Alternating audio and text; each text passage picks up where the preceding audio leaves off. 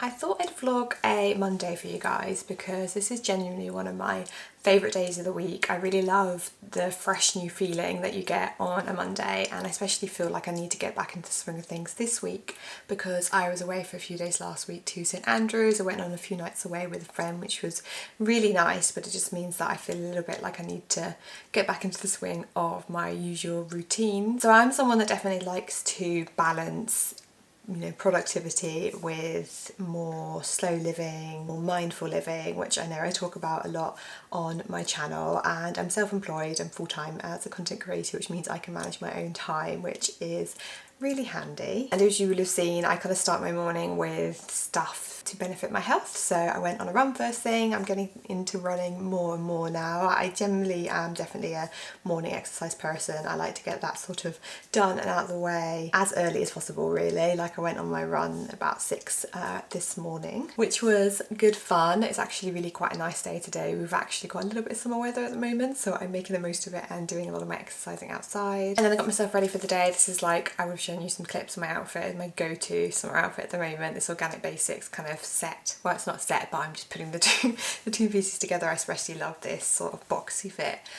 crop. So I'll leave these linked below because I'm pretty sure I still have a 15% discount code for you guys. And then I've just been doing some working, been working on my Etsy store this morning because I sell my own Notion templates on there, and I've been getting a bit hungry, so I thought I'd get myself a little snack, which looks a bit, I'm so lazy, I've not taken the label off this jar, so it's not looking the most aesthetic, but it's basically some chia pudding that I made yesterday. I like to do my food prep on a Sunday, which means I can kind of like eat the way I want to through the week and make it a little bit easier for myself. So this is just, if you've not had chia pudding before, chia seeds are really good for you for multiple reasons, and it's really easy to make. I just blended up some oat milk and strawberries because there's some strawberries that were like going over. I also added in a little bit of vanilla essence and agave syrup just to like sweeten it and flavour a little bit, and then I put in some chickpeas and let it sit overnight. I've made more than this jar. This was just for this morning to make it easier. I've done it like in a bigger container as well. Generally the proportions, I think, is like I did 2 cups of milk to half a cup of chia seeds. I'm just checking I did do that, yeah. I love this book. It's great because it's got recipes in it, but it also has like a lot of information if you're particularly new to eating plant-based, and it's got lots of stuff in there. I don't think they actually sell the physical copy of this anymore. This is quite old now, but they definitely sell the ebook, so I'll link that down below. So yeah, I'm gonna eat this up and take you along on my nice chilled summery Monday.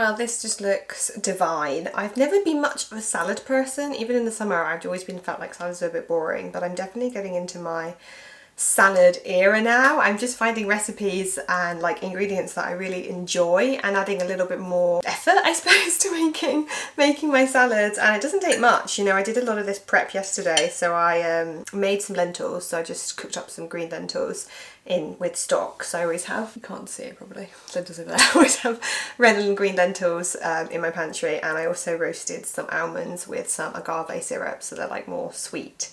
And then that's basically it, and then the stuff I've all done today. So I've picked some of my rocket that I grow myself. I've added some spinach, some apple. I grated a courgette, which I've never thought to put in a salad, but when I was away in St Andrews, I bought a salad from M&S and they had grated courgette in it, and I was like, ooh, it's quite nice because it adds like an earthy texture. And they included, so it's actually another recipe on this book today. I'm clearly going through a phase of this book. It's roughly based on this one here. And they include a cucumber, and I'm actually not the biggest fan of cucumber. I also find it makes me a bit gassy. So I thought I have a surplus of courgettes, so I'll try that. And then yeah, the dressing is just a little mix. I made this yesterday as well. So it's olive oil, lemon juice, apple cider vinegar, agave syrup and some dried basil, which I actually think is my favourite ingredient in there is the basil, because again it gives that kind of fresh kind of feeling to a salad. I don't know what I'm saying, I'm getting hungry. I wasn't hungry this morning, which is really weird because I'm usually hungry after a run. I had my chia pudding, but now I'm like actually really hungry, so I'm gonna eat this and maybe sit outside and enjoy the sunshine.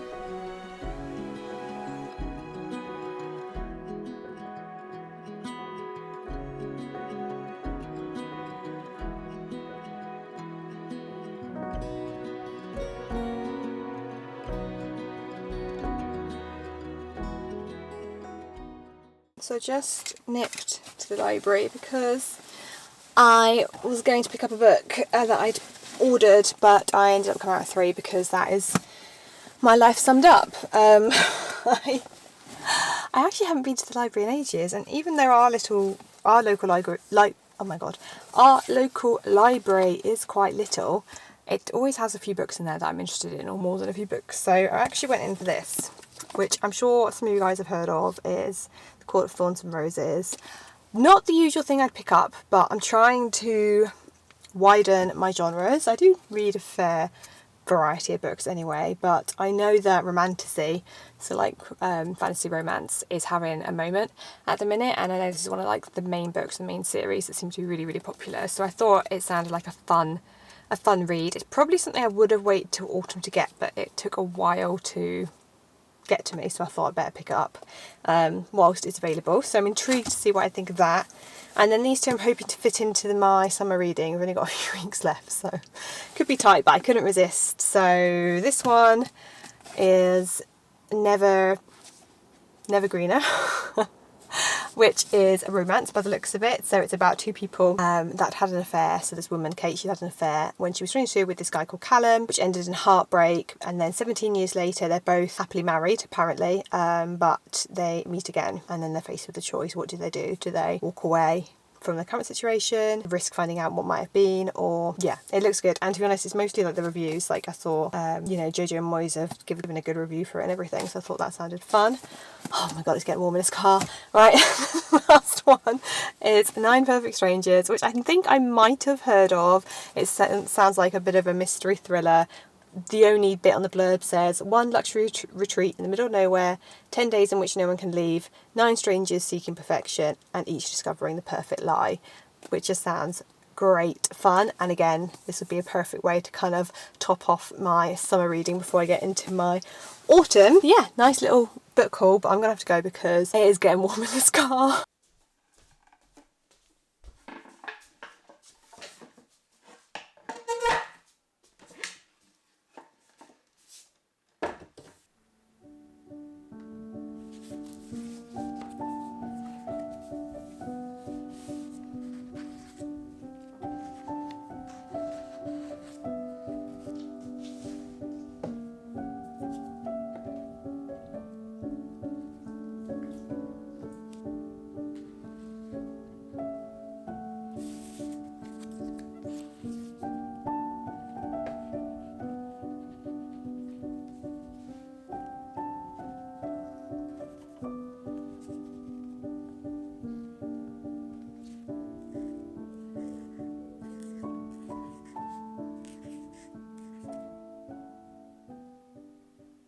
One of the ways I balance my days is I tend to work with my energy levels, so I tend to have more energy in the morning, so that's when I do a lot of my work, especially kind of the deep work, the projects that take a little bit more thinking through, a bit more creativity. And then after lunch, did a few errands today, but I did a little bit more sort of just admin based, kind of low energy type tasks. And then I like to kind of like mentally sign off for the day, and one of the ways I do that is I indulge in like a hobbies in the afternoon. The hobby that I started this year was journaling, and my primary reason for this was I wanted a creative outlet that wasn't work focused, and I also liked the idea of using a journal to kind of like capture my life. I write a lot, but this journal is primarily capturing my life in different ways through like artwork, things like that. I did share with my Substack members during my mid-year reset that I have struggled a little bit with remaining consistent with my journaling. I think that's a couple of reasons why. The first being too much of a perfectionist and finding,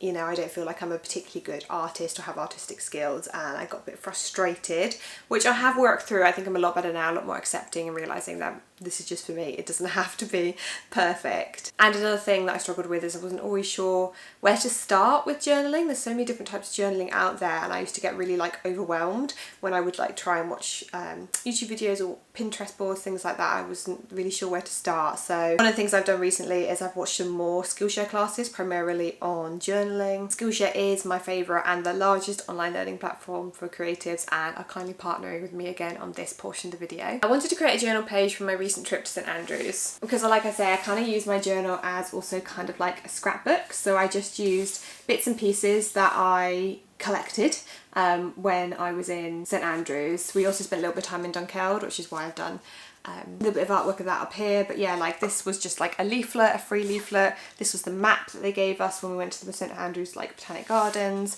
I bought a wee card and cut out a little Peter Rabbit because we went to the Beatrix Potter exhibition. And then I just, yeah, used pen to like put some like keywords and memories from the trip. I got the idea of doing this and felt inspired to do a bit more scrapbooking after I watched Mi Ying Chao's class, Turning Memories into Artwork, A Beginner's Guide to Scrapbooking. This class was absolutely packed full of fun and also like really accessible ideas of how to start scrapbooking or journaling, especially if you are a beginner like me. I particularly liked her idea of creating Polaroids at home, and she actually gives you a free template to do that. I've not done it for this page, but it's something that I think I might do in future pages, or maybe even expand this page and add some more photos in here. She also goes through like all the materials she'd recommend you need, but also the stuff that you don't need, because I find a lot of the time when you pick up like new hobbies you feel like you have to buy all this stuff, but that really isn't the case, and scrapbook and journaling is one of those things that can be done really, really cheaply. Journaling classes in general on Skillshare are some of my favourite to take, and I highly recommend the learning path that they've created, Reconnect with Yourself Through Guided Journaling. This has been great if you want to pick up journaling as a habit you do regularly, and I love the variety of classes within this learning path because you can try written journaling, drawing, and learn lots of new techniques. The variety of classes in Skillshare is one of the things that I love most about it, as well as the ability to learn at your own pace and fit it into your own schedule. I think it's fantastic that they balance skills that's more traditionally associated with work and your business, and I've used a lot of those classes to help me grow my own creative business, such as marketing,